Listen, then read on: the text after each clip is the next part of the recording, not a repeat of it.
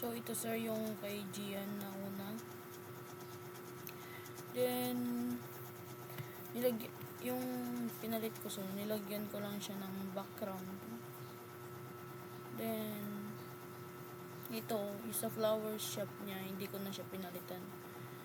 Dito, nilagyan ko ng background. Then, nagdagdag yung sa thanks for buying niya sir.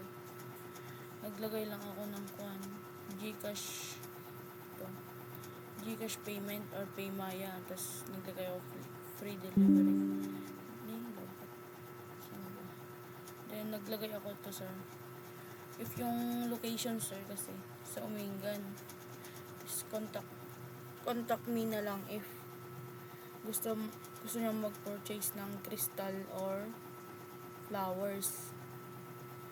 Then, ito nga ito para mas ma-explain.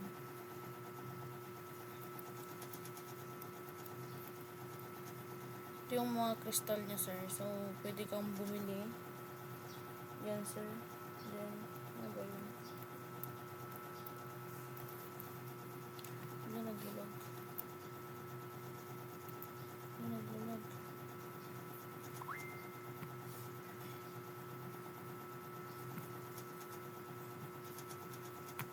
Flowers. Yan sir.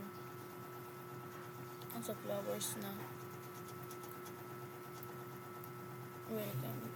Ito sir. Dinagdag ko to yung sa location. Sir, dinagdag ko yan. Ano ba to? Background yan. Yun lang sir.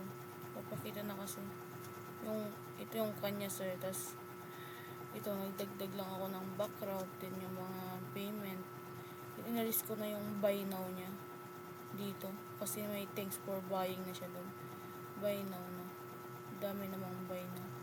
Kaya, inalis ko na lang. Kasi dito sir, hirap palitan ito ay. Bilog. Yun lang sir. Thank you.